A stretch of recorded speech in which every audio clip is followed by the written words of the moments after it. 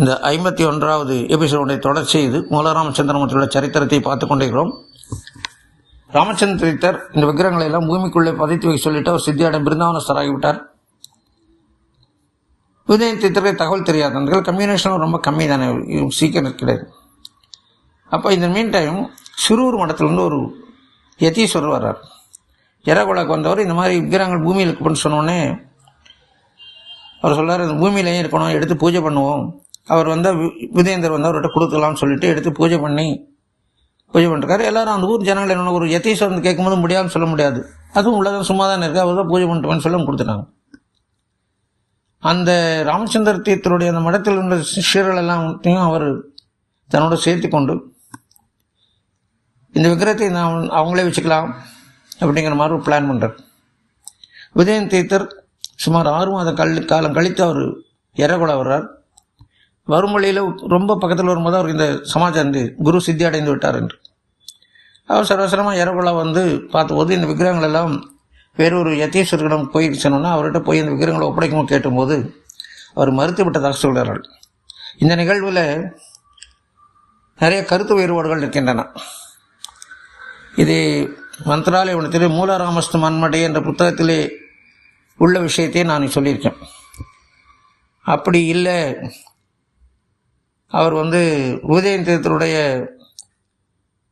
இன்னொரு சிஷ்யர் தான் அவர், அதனால் அவர் வந்து இந்த மாதிரி சொல்ல தவறு அப்படிங்கிற மாதிரி அவர் உதயன் ராமச்சந்திர தீர்த்தர் அவர் தான் நீயா பூஜை பண்ண சொல்லி கொடுத்தாக ஒரு வருஷம் இருக்கு.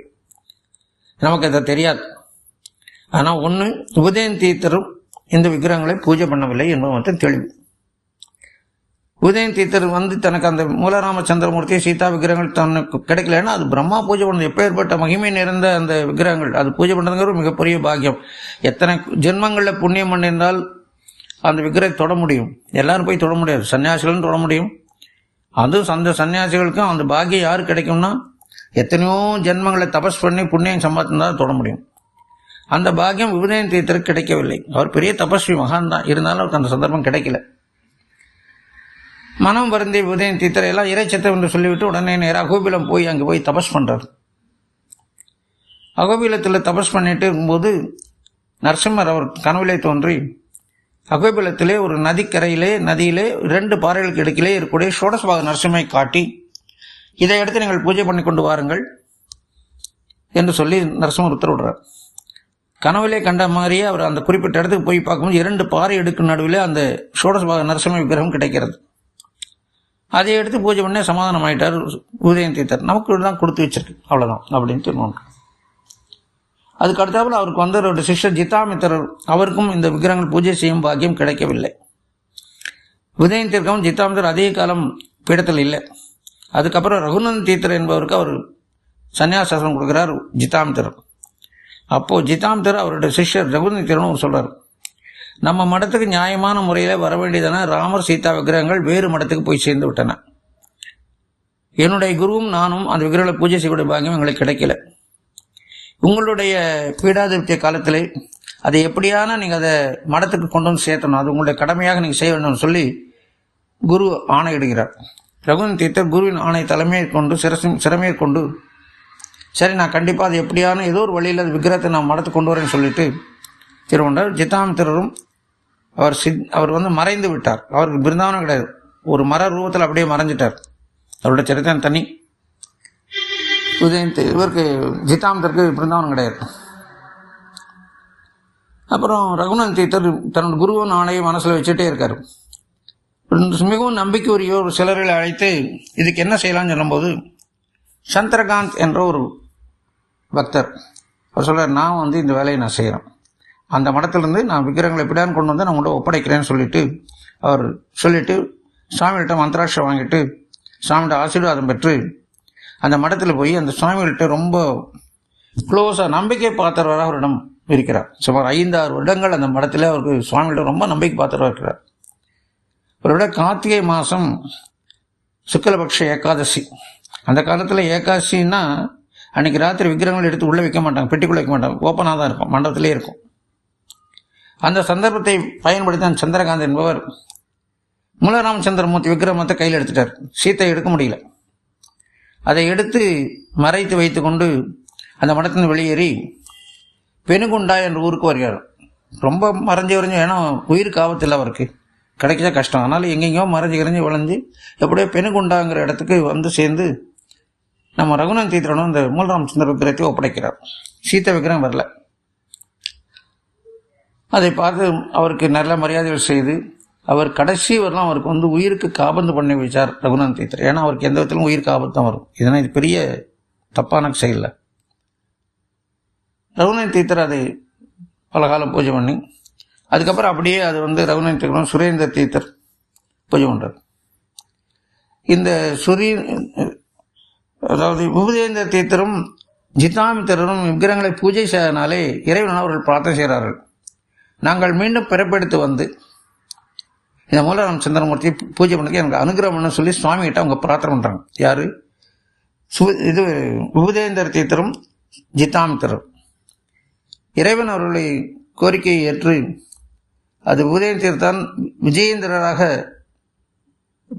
விஷ்ணு தீர்த்தராக வியாசரோட வந்து அப்புறம் விஜயேந்திராக சுரேந்திரோட சிஷ்யராக வந்து மூலராமச்சந்திர பூஜை பண்றார்.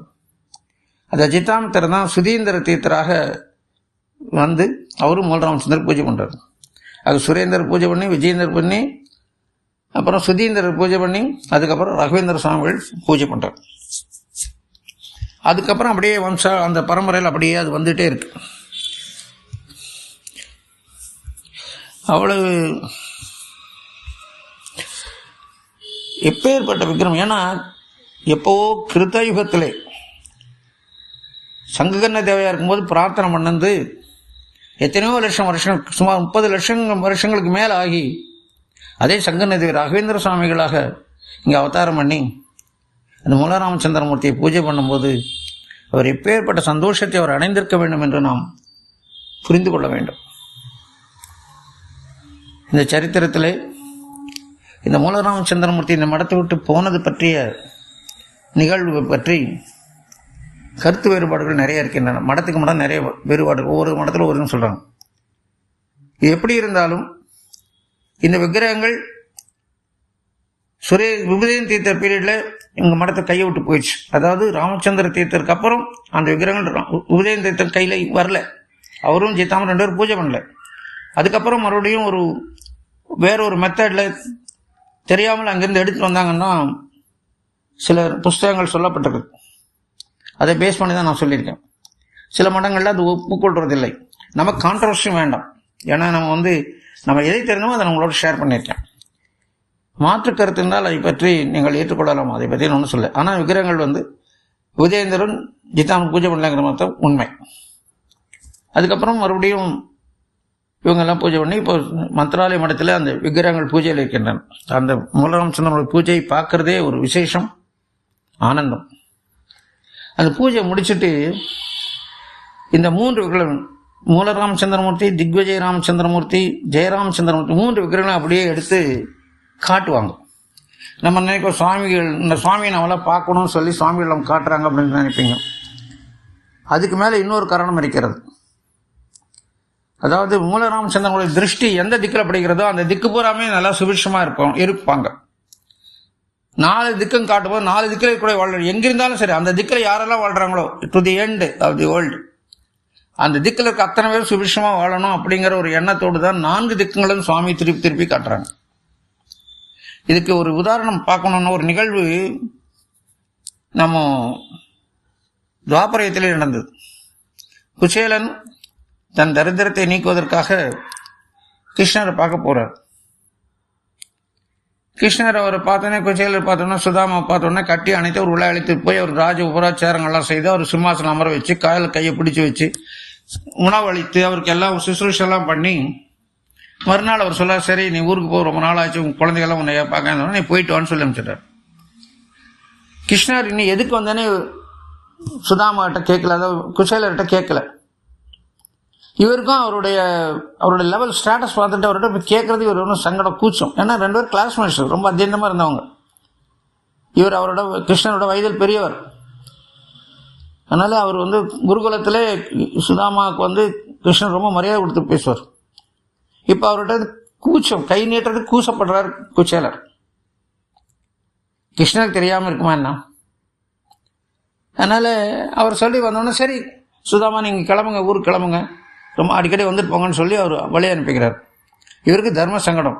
வீட்டுக்கு போனால் மனைவியும் குழந்தைய எப்படி பார்க்கறது? தரித்திரத்தில் இருக்காங்க, ஒரு வேளை சாப்பாடு இல்லை, வயிற்று பட்டினி, நல்ல கட்டுற துணி இல்லை அப்படின்னு கவலையோட சரி என்ன நடந்தாலும் சரி நம்ம என்ன பண்ணோம்னு சொல்லிட்டு இனி வீட்டில் எப்படி சமாளிக்கணும் கவலையோடய அவர் ஊருக்கு புறப்பட்டு போகிறார். அவர் புறப்பட்டவுடனே கிருஷ்ணர் ருக்மணி தேவியை பார்க்குறார். இந்த பார்வையின் பொருள் உணர்ந்த ருக்மணி தேவி அந்த சுதாமா போன அந்த குசேலர் போன அந்த திக்கை நோக்கி பார்க்கிறார். அந்த ருக்மணி மகாலட்சுமியோட பார்வைப்பட்ட உடனே அந்த திக்கில் இருக்க அத்தனை குடிசை வீடுகளும் கூட கோபுரங்களாகவும் மாட மாளிகைகளாகவும் மாறிவிட்டன. எல்லார் வீட்லையும் சுபிக்ஷம், எல்லார் வீட்லையும் சந்தோஷம், எல்லார் வீட்லையும் நிறைய செல்வங்கள் வசதிகள் எல்லாம் வந்துடுச்சு. குச்சேலர் தன் வீட்டுக்கு போனால் வீட்டை அடையாளம் கண்டுபிடிக்க முடியல. குழந்தைகள்லாம் பட்டு பீதாரங்களோட நகைகளோடு இருக்காங்க, மனைவி பட்டு பீதாரம் நகைகளோடு இருக்கிறார். யாருக்கும் பசியே இல்லை, அவ்வளவு நல்லா திருப்தியாக வயிறு நிறைய சாப்பிட்ட ஒரு சந்தோஷத்தோட விளையாட்டு சந்தோஷமா இருக்காங்க. அதை நினைவு கூற வேண்டும். இப்போ முலராமச்சந்திரமூர்த்தி திருஷ்டி நம்ம மேல் பட்டால் வாழ்க்கை வளமாகும். அதனால மந்திராலயம் போறவங்க சுவாமிகள் மந்திராலயம் இருந்தால் கண்டிப்பாக மந்திராலயத்தில் மூலராமச்சந்திரமூர்த்தி நடக்கும். காலையில் ஒரு 10:30 11 மணி சுமாருக்கு பூஜை ஆரம்பமாகும். அந்த நேரத்தில் தவறாமல் மூலராமச்சந்திரமூர்த்தி தரிசனம் பண்ணணும். நீங்கள் அவரை பார்க்க முடியலன்னா மூலராமச்சந்திர திருஷ்டி உங்கள் மேலே பட்டுதா அது மாதிரி பாருங்க, அது போகும், உங்களுக்கு நல்ல சௌக்கியமான வாழ்க்கை கிடைக்கும். அப்பேற்பட்ட மூலராமச்சந்திரமூர்த்தி ஸ்ரீமடத்திலே மந்திராலய மடத்தில் இருக்கிறது. அதை நம்ம போகும்போது தரிசனம் பண்ணணும். இப்போது ரவீந்திர சுவாமி இப்போ மைசூர் சேர்ந்துட்டாங்க. அடுத்த எபிசோடில் மைசூர் அதுக்கப்புறம் நடந்த நிகழ்ச்சியெல்லாம் பார்க்கலாம். குருராஜா அர்ப்பணமஸ்து. கிருஷ்ணா.